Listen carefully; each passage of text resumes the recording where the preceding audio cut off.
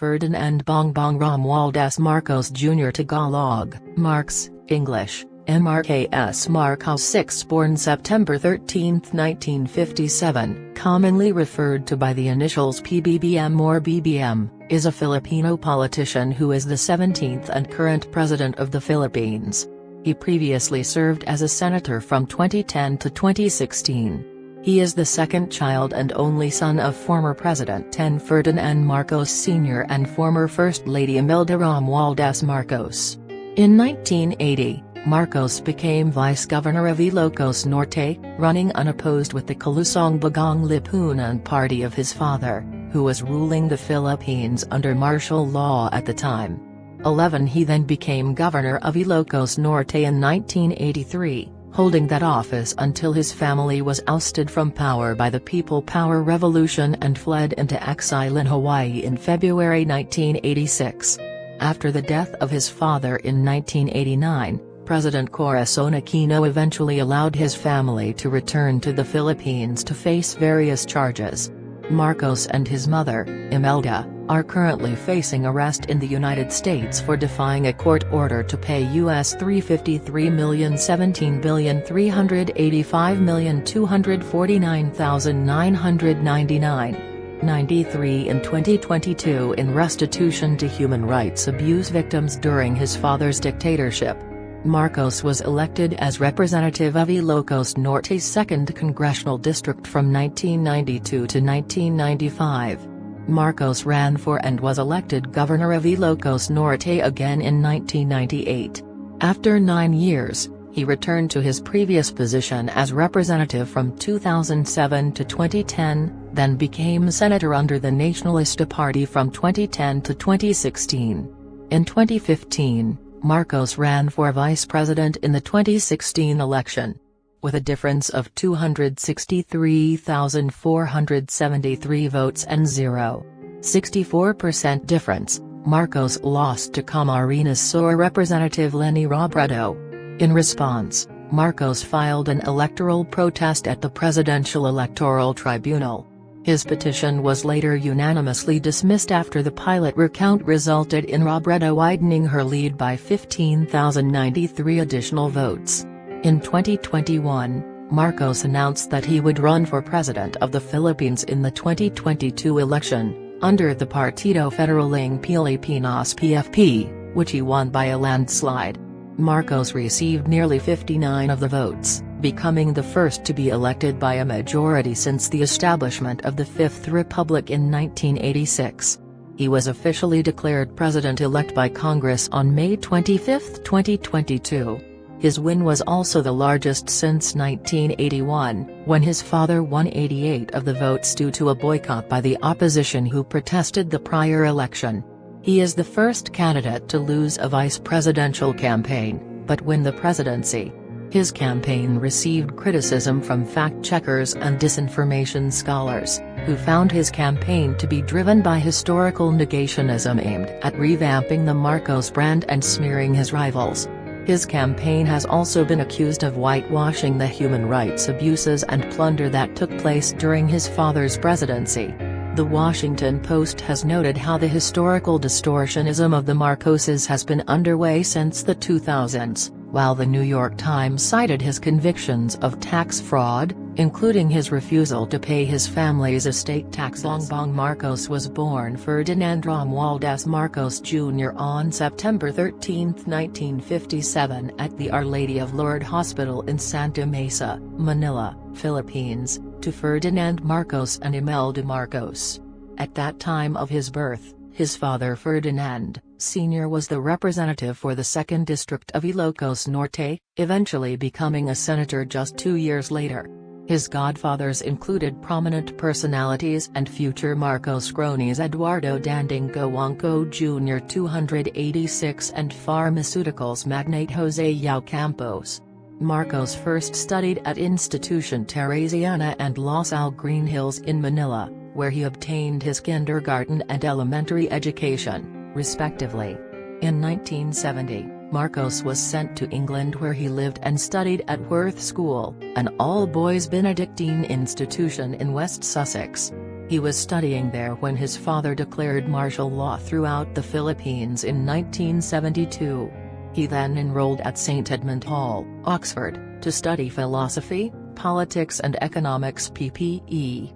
However, despite his false claims that he graduated with a Bachelor of Arts in PPE, he did not obtain such a degree. Marcos had passed philosophy, but failed economics, and failed politics twice, thus making him ineligible for a degree.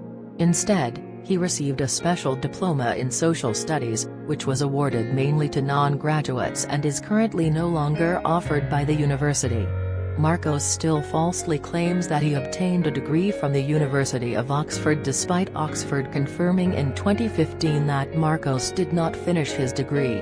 Marcos enrolled in the Masters in Business Administration program at the Wharton School of Business, University of Pennsylvania, in Philadelphia, United States, which he failed to complete.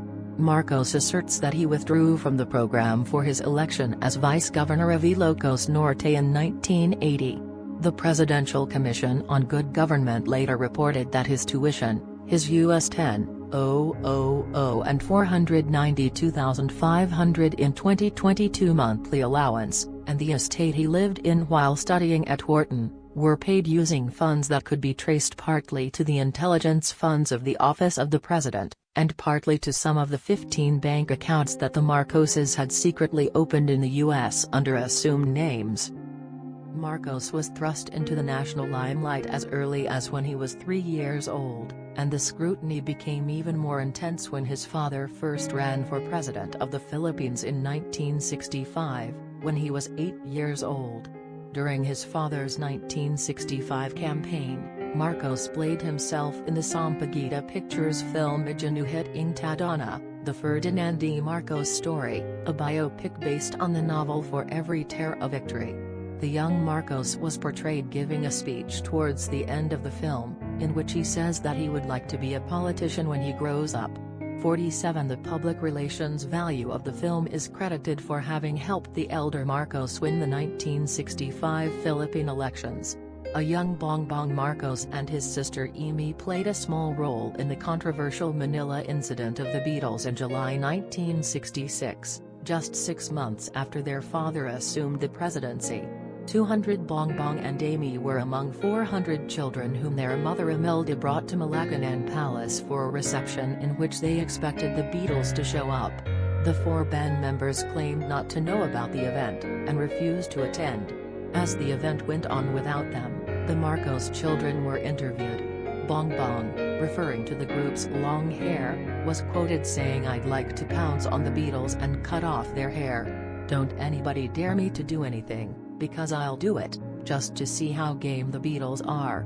Amy, meantime, was quoted saying, "There is only one song I like from the Beatles, and it's Run for Your Life."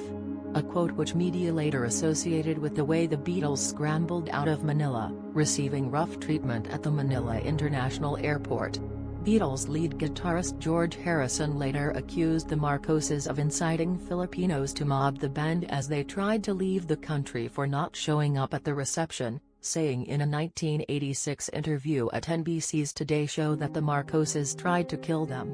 Harrison further said that their plane was not allowed to leave Manila until their manager, Brian Epstein, refunded the concert ticket money. The Manila Bulletin reported in 2015 that Marcos had once invited Beatles drummer Ringo Starr to return to the Philippines to bring closure to the incident.